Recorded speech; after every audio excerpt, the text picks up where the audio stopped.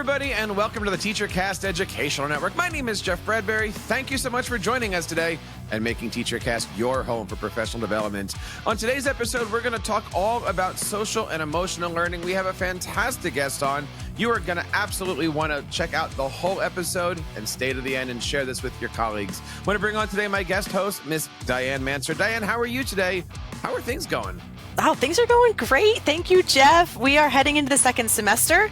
I know you are too, so I'm busy wrapping up with grading, making sure people are completing their grading, communicating at home, but I'm also, my next course that I teach is all literature, and I love studying literature and then sharing that with my students. I have such an enthusiasm for that, so I am really looking forward to this next semester coming up, and I've already started planning, and yeah, so all things are good. Kids are good.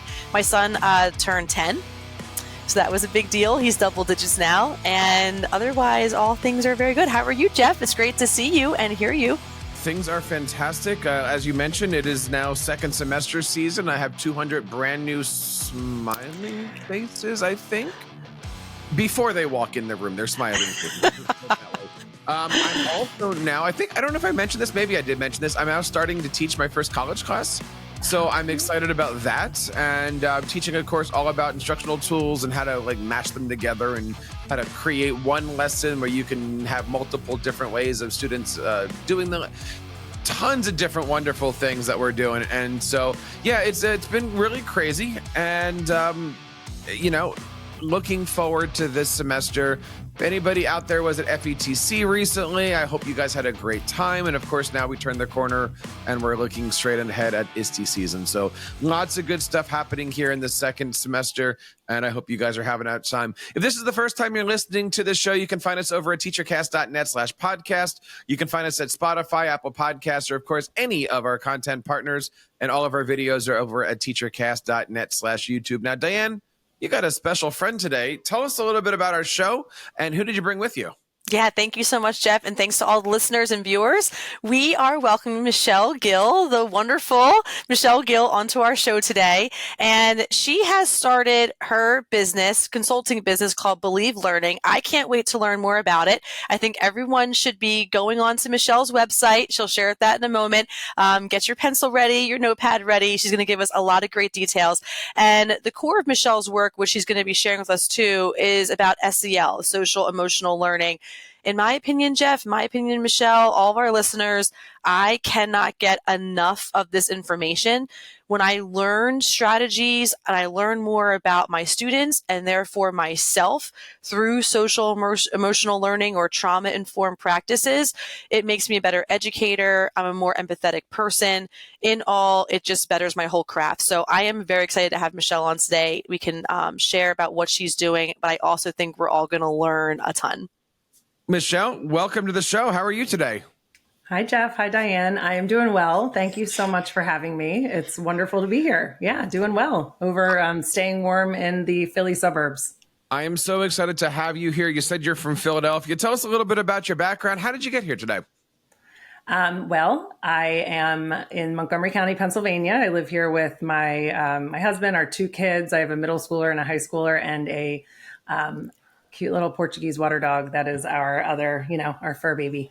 But yeah, I am an independent consultant. I founded an organization called Believe Learning, which is all about helping our partners create learning communities that thrive. So we're really focused on enhancing the well-being of education professionals and the students they inspire. A lot of that work is done in under the umbrella of social and emotional learning.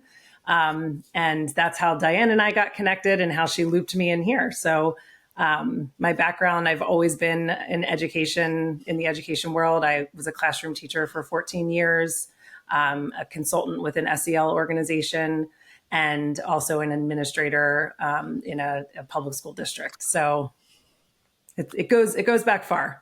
Well, I am certainly looking forward to the conversation. If you guys have been out there and if you were subscribed to our show, you will realize that between Digital Learning Today, the podcast, and our Jeff Bradbury show, we've been dealing with a lot of social emotional learning. And I think any teacher out there sitting going, I just want to be in my classroom teaching, but I now have to deal with all of these other things. And I don't want to say they're wrong. Deal with is not the right term for this, but Diane, I think there's a lot of teachers that are saying, I just want to teach, but this other stuff that we're going to talk about today, I didn't sign up for this.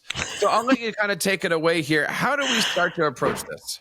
Yeah, I thank you for bringing that up, Jeff. And also with it being in that midpoint of the school year, I think that a lot of us do start to lament or feel disappointed in what we are experiencing versus what we thought the reality was going to be. And I know that can happen for us at any point in our school year, but I think this middle point can definitely feel like I've come so far.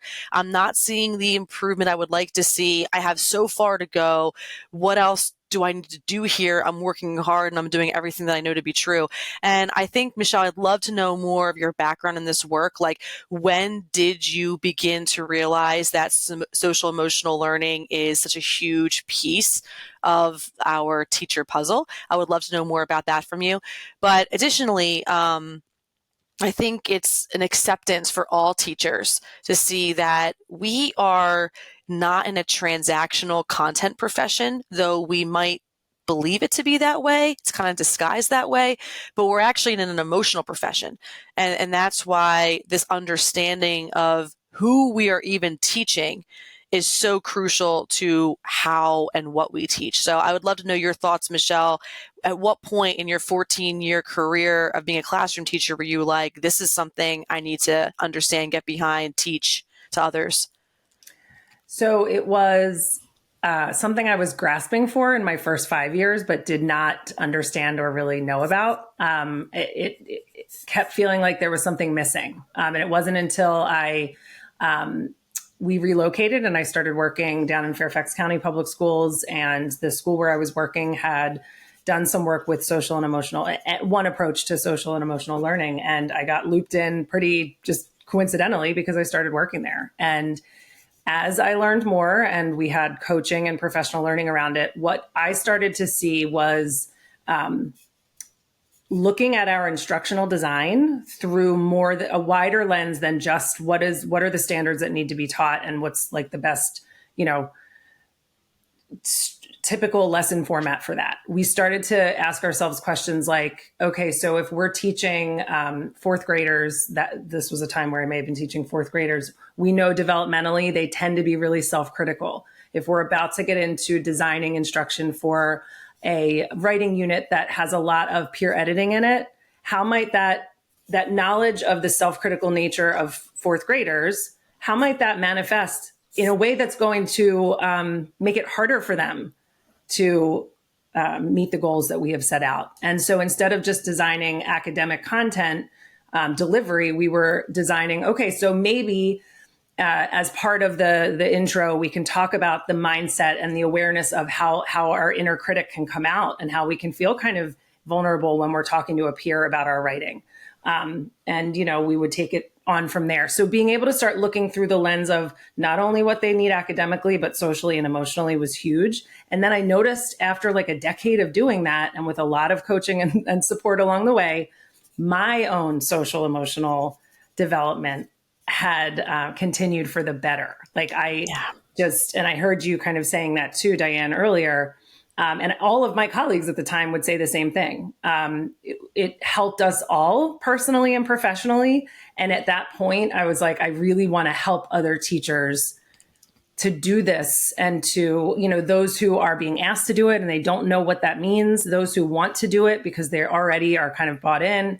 And that's when I started to coach and consult in the summer. I was still a teacher and I would coach and consult for an organization that was providing a lot of professional learning in this. And then, so that's really where it bloomed from, was just this deep belief in seeing that students were year after year, class after class, so much more connected to one another and so much more connected to themselves as learners. Our connections with their families were deepened. And ultimately, we were making gains academically, in some of the areas that we were targeting. So that was obviously another huge bonus. That isn't just something that was like let go of. It's not one or the other. And then when the pandemic hit, I was no longer in a school district and I felt really far away from the work. And that's when I started looking to try to get closer again, which brought me back to a district. So So that's the route that I took to get where I am now, and how it kind of started blossoming. Thank you.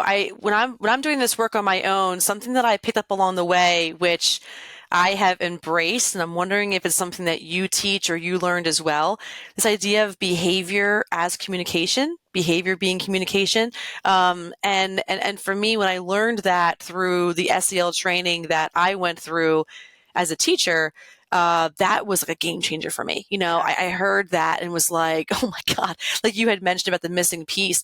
And I think our children today, be it they're 2-year-olds in early childhood development programs or they're 12th graders, 18-year-olds, and they're leaving our school districts. They are entering school systems with more, in my opinion, self-awareness and more willingness to express themselves than children of 30 years ago. So I think this work not only is very timely, but I also think it's crucial to our survival for school districts, for children, for teachers. And I'd like to know about your opinion that behavior is communication, and what about the work for you do you think is so important for how students are today? Mm-hmm. Yeah.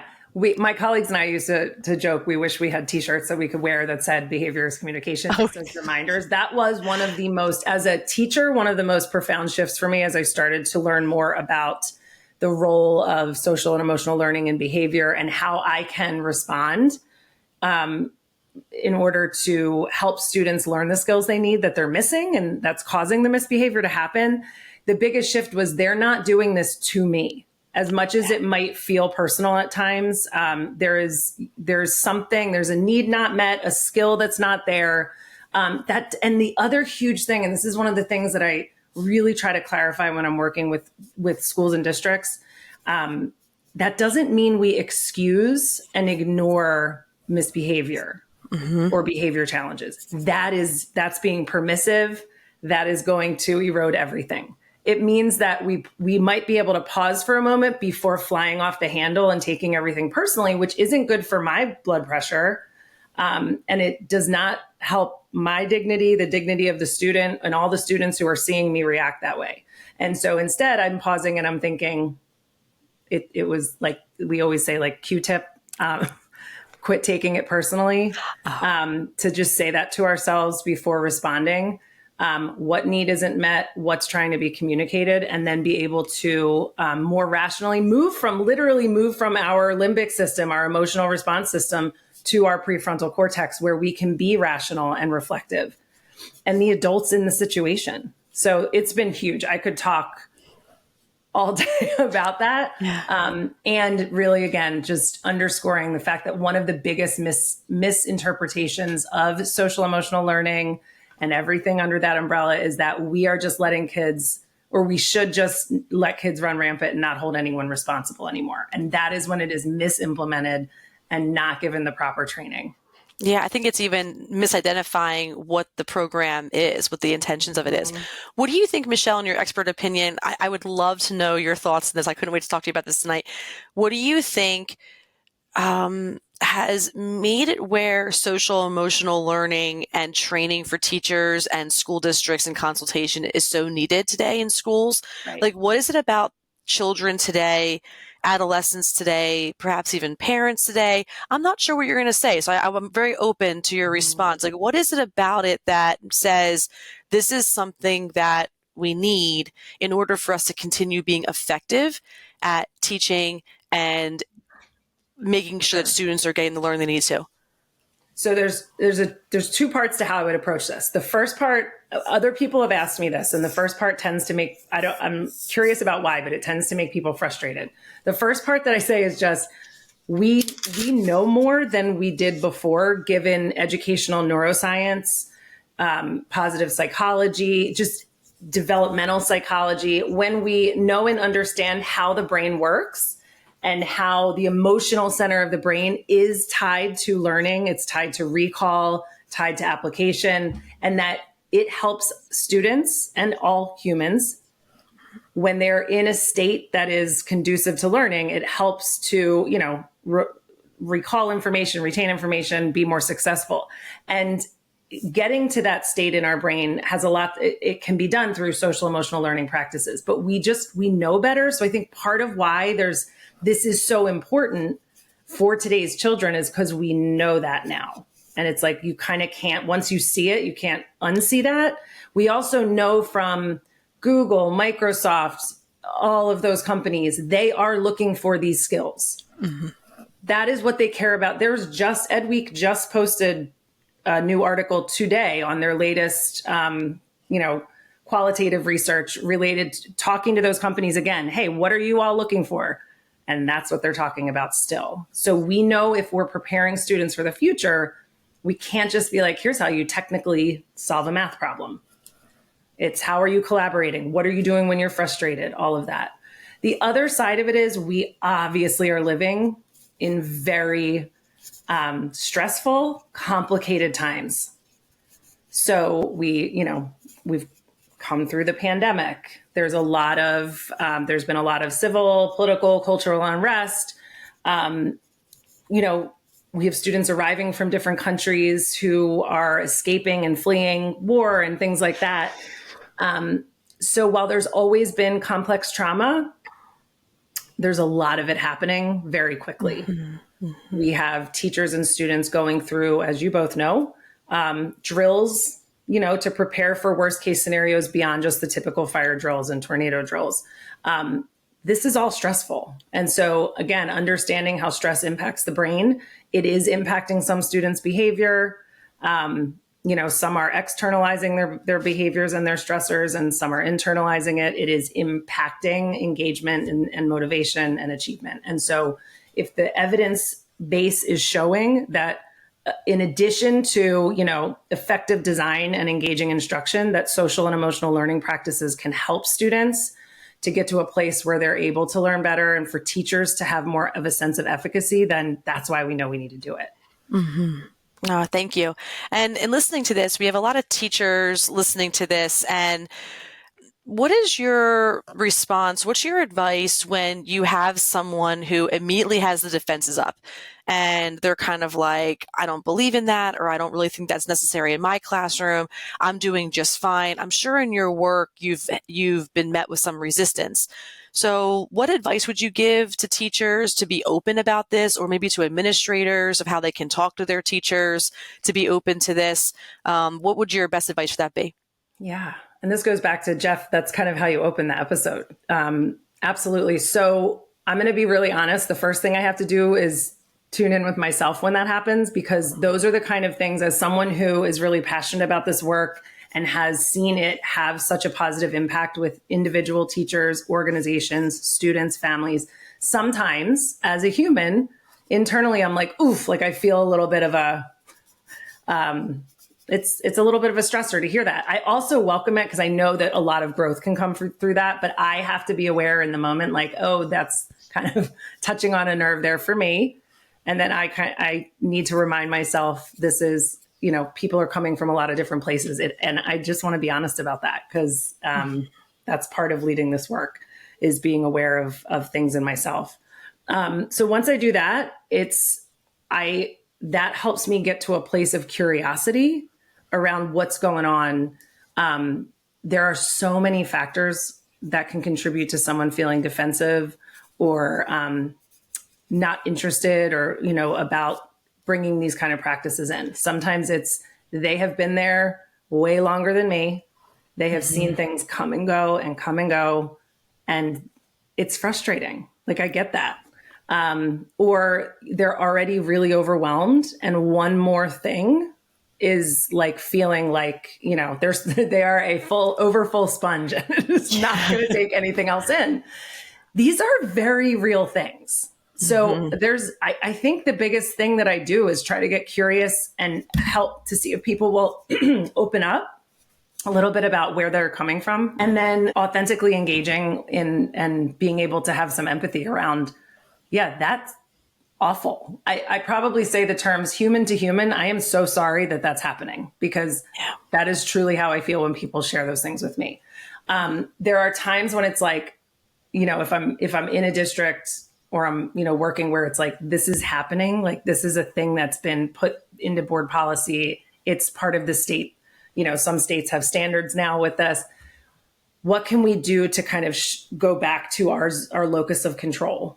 We can acknowledge all of these really true frustrating things and know that this is happening. So what is within your locus of control, and what are some things I can help you to do to see that there's maybe something you're already doing that can be leveraged into SEL, things like that. So curiosity, empathy, and then hoping to help people shift their focus.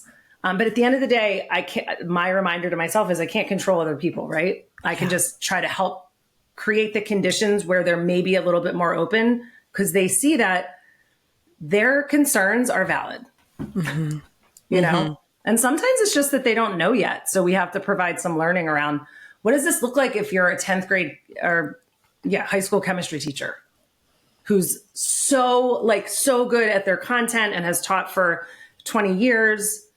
And this is something you think of as elementary school level. What does this actually mean? And how does it feel? How can it feel authentic to you and not like you're wearing someone else's shoes or glasses? Or maybe even like some of those teachers may feel they're pushing so much big content that it's like, I don't really have space for this. I loved that idea of the overwhelm, where it's like, I have so much going on and one more thing, especially if the idea going into it is so much has come in and so much has gone.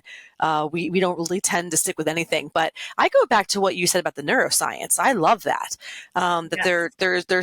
there's just brain science available now that's applicable and that's going to target development, young people development, and then what that transfers like into schools. And I think that when we have data, and then we also have the perception of like, hey, this works in classrooms, this helps students in these ways, that combination I think is very winning. And I would think that would probably move people forward in a way to be more open to it. Absolutely. And that's building that sense of, because what are we all looking for as adults is like that feeling of mastery and efficacy. And that is so important to our professional well-being and ultimately our emotional well-being. And if we're constantly being asked to do things that we never feel like we're good at yet, and we're not seeing the data that it's actually working, that's very defeating. So you're so right. And I'm so happy you brought that up. It is seeing some positive change from our efforts is huge. What would be some of your best social emotional learning strategies?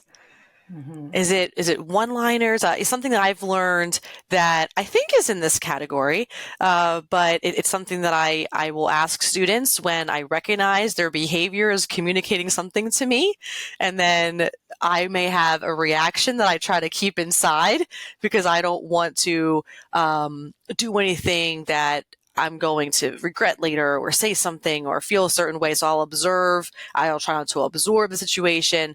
And then I'll go to the student and I'll say, like, what was the hardest part of this for you? Like, what makes this hard for you? Do you have anything like that, like tips or one-liners or certain strategies that teachers could implement, maybe even in their classrooms tomorrow with a situation they could be experiencing? Yeah. I love that idea that you just shared. It reminds me of, just kind of getting eye level, whether if they're sitting in a desk or if they're smaller, your younger students. And I really want to help you. What is it that I can do to help? And then when they're like shrugging, would you want to hear a few ideas that have helped other kids or other students who have had a similar situation? It's signaling that you're on their side, that you're their ally in this. You're not there to embarrass them. You're not there to shame them and humiliate them. I think that's a really big one. Others are as much as possible. Because remember, like, I so get that we're all on the like runaway freight train of urgency at school, unfortunately. But just pausing to observe and to just pick up on the vibe, whether it's as students are entering our high school classrooms all day long, or, we're in the middle of a transition with elementary students. It's so easy. Obviously, the phone's ringing. There's people coming in and out. It's amazing. People don't realize how much goes on in classrooms all day. Teachers are making a million decisions, but training ourselves to just pause and observe and notice what is going well and letting them know that, right? Like going back to neuroscience, we all have that negativity bias. Teachers, administrators, we get really good at noticing problems and trying to solve problems. It is how we are wired as mammals to stay alive. And in our jobs, that can be all we do. Kind of like the coach that's only, noting what's going wrong and trying to make sure you know that. But there can be such a transformative thing when we just pause and try to notice what's going well. I like the strategy, like playing Captain Obvious. Man, everybody just got started on that right away. We're ready to go. That feels really good. That reminds me of our agreement of being ready. Or, something like that just seems like we only comment on things if it's a big deal, but just starting to play Captain Obvious and then turning it over to them. Before we move on, let's come up with a few things you noticed that went well during that discussion. Mm-hmm. Very empowering. And it goes beyond like, so-and-so was cool. Like let's look at the things we value in our classroom. What's going well? It doesn't mean becoming toxically positive and ignoring challenges, but it does mean that we spend just as much time, if not more, noticing what's going well and letting people know about it because we build on our strengths. So that's another one I would say is a take and go strategy, but it means pausing. When I work with teachers to start doing this, they set a timer for themselves so that they pause and do that because they're starting to build a new habit. Mm-hmm. And that can be a bit uncomfortable too, especially when we want it just to be where the classroom can function without these things. Yeah. And it's like, I've reminded myself over the years that I'm going to put my hard work and I'm going to put my effort, my feelings in somewhere. I'd like to put that where things are progressing in a positive forward way, even if that means like I'm moving it 10% better. I'm putting it in a place that's moving it in a positive way versus staying rigid in something because I think that it should be this way, but the reality is screaming at me that it's not that way. That we can't fight the reality. The reality will win every single time. So I love your point about recognizing like, hey, we need to see the reality, pause, the timer maybe, or I'll do a strategy where I'll count back from 5. Something about the counting back 5, 4, it just calms me a lot more than counting up. I don't know why, but it does. And when I do that, it does help me to move past a situation that could be really frustrating or upsetting. Yeah. Absolutely. Yeah. Absolutely. Getting yourself into a regulated state. However, I used to have a friend when he had a sink in his classroom and he would go wash his hands really quickly and like that cold water would help like kind of reset him. Or removes you from the stress, or even just going out in the hallway, taking a few deep breaths and then being like, okay, last year I remember I was, when I was teaching Romeo and Juliet, I had such resistance to students taking parts and I went out in the hallway and I was like, it is so much more fun when we act it out. That is the truth. Yeah. But then I went in and said, we're going to read the play and here are some options. And I was very calm about it. And I said, our options, we can read it in parts. We can act it out. You can read it individually. You can read it in partners, but these are the assessments. These are the expectations. As a class, what makes most sense? I would have loved for it to be acting out, but that would have been painful. Every single class period, I had to see the reality, remove myself from it. I went home in one emotional solid piece. Yeah. I wasn't agitated as I would have maybe been 10 years prior, where I would have tried to resist that or been angry about it. And that really helped me. Yeah. And you knew enough to pause in the moment and acknowledge that to yourself. And that's huge. That's that adult SEL piece in the moment. Mm-hmm. Yeah. And Michelle, when you're doing your consultation work now with Believe Learning, what are some of your goals? Are you working with both principals, administrators, and teachers? Do you bring students into that leadership work?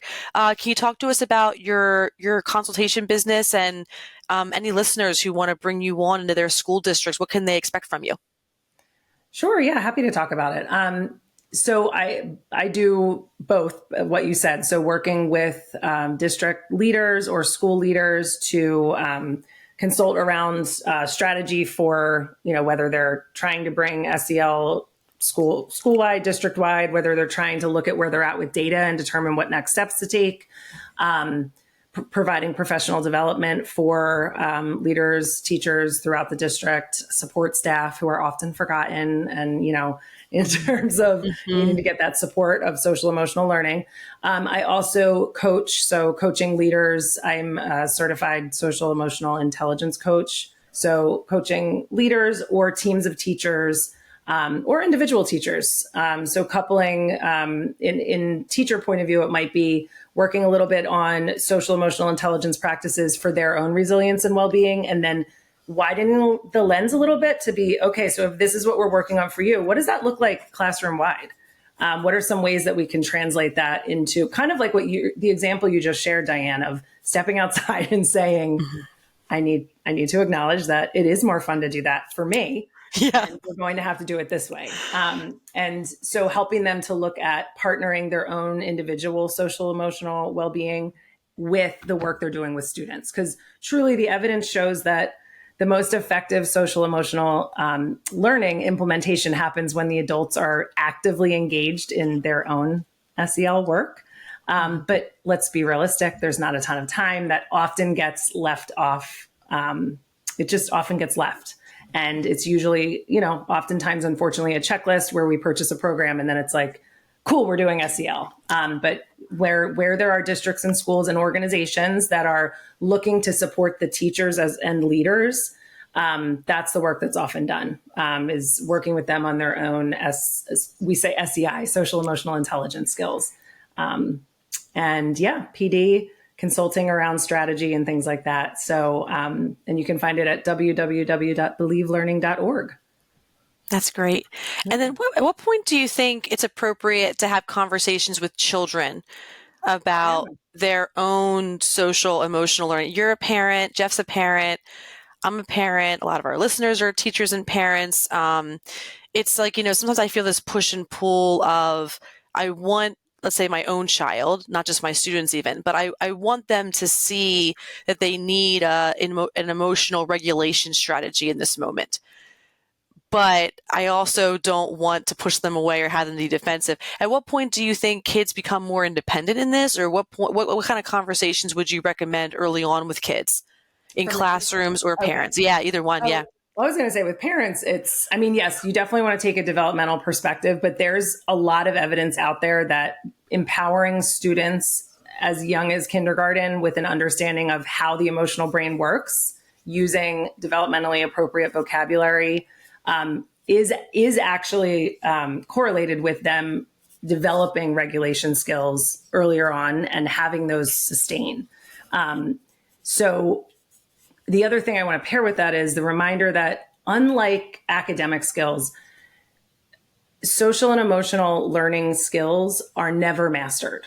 So I may be like right now, I might be in a really positive part of my life where I'm feeling, a lot of strengths with that. I'm getting a lot of sleep, whatever it is. But tomorrow, if I get the flu and then have to, get on a plane and present somewhere, blah, blah, blah, my own self-awareness and self-management skills might plummet a little bit. These are things that are developed throughout our lives. So it's yes, students become more independent, but there's never a point where it's like, they should already know this. Let's move on. And so keeping in mind that these develop forever, we want to be careful of making assumptions that assume everybody knows what we're talking about or has come to us with the same set of skills. And it does not mean that their parents didn't do their job. I know that brings in a lot of, that's not what I'm saying. It's that everybody comes to school in a different place with these skills. Plus, even if everyone came with a nicely developed set of skills, they're going to fluctuate, and we can always provide developmentally appropriate instruction. So it's very empowering for younger students. There's lots of resources out there. I always suggest to parents or teachers that are interested, or schools, look for an evidence-based program or practice, not just something that randomly is put together.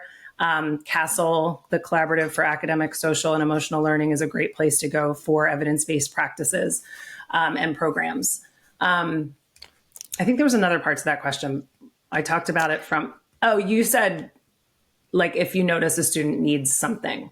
Yeah, your own children or students in your class. Yeah, but you did. I mean, as early as kindergarten. That's remarkable to me. Like as early as 5 years old to be aware of this is my emotion and this is how I can regulate it. From my point of view, it's like everyone can identify the emotion they're feeling. We might not language it correctly. We might not identify it right. I feel angry. It's like, well, the anger is probably just the way it's presenting. You're probably actually feeling something else: disappointment, insecure, fear, whatever, maybe even resentment. I don't know. But you're feeling something else, and anger is just kind of how it's coming off. But I love how even just as young as kindergarten, we can get children recognizing, identifying, and regulating. That's really cool. Yeah, absolutely. Yeah, that's definitely something to strive for. It's very empowering. It's aligned with trauma-informed practices as well. They're kind of all swimming in the same pool. And and that whenever schools or teachers want to start, if it's not something that's being done across the school yet, being sure to check in about like, what is our approach to social and emotional learning in our district and in our school? What are the policies that support it?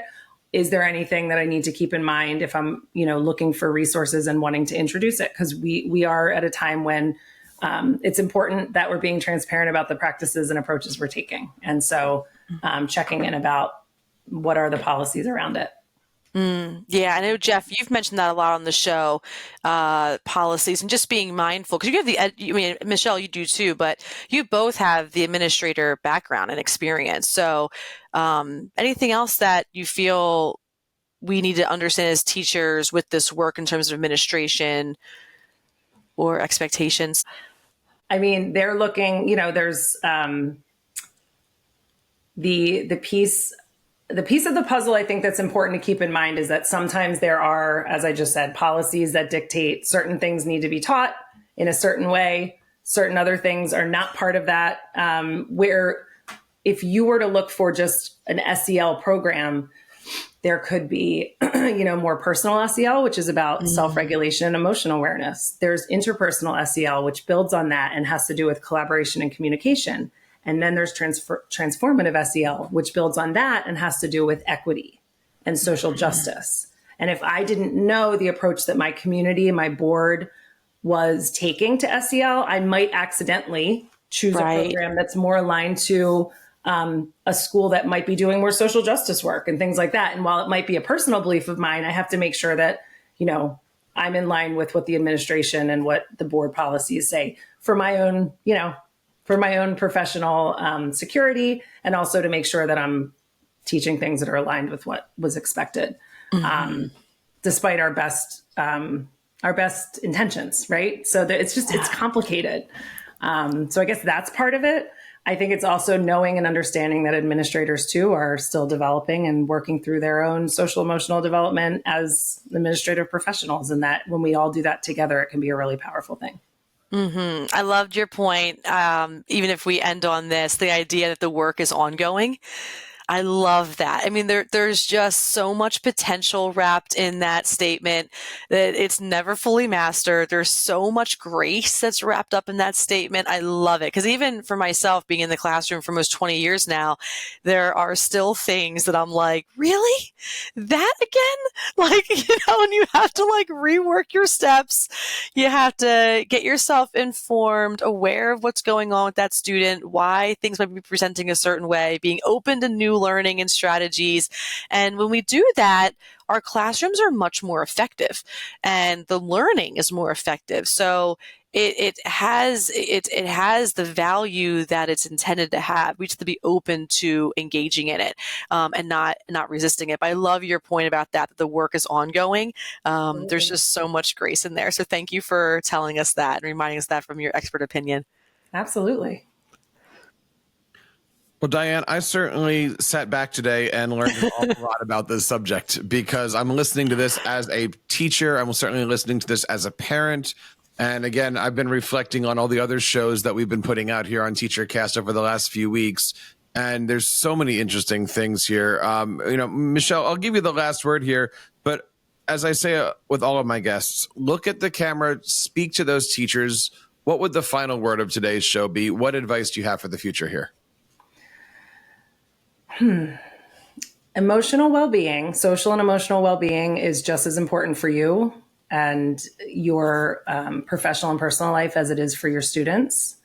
And it is a shared endeavor between you, your responsibility towards your own individual well-being, and the organization in which you work. It's an organizational approach to well-being is just as important. It's not one or the other. So when we all show up together and help to promote, if I'm responsible for my own social emotional well-being and I'm in an organization where there's some real systemic well-being practices in place, we're in a really good place, and so are students. So my hope is that that's what we're working towards.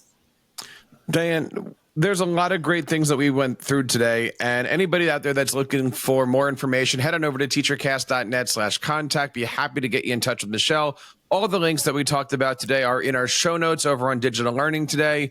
And, Diane, thank you so much for bringing Michelle onto the show today and setting everything up. I certainly learned something. I hope that our audience today has too. I did as well. I have 3 pages of notes that I've written down. I did too.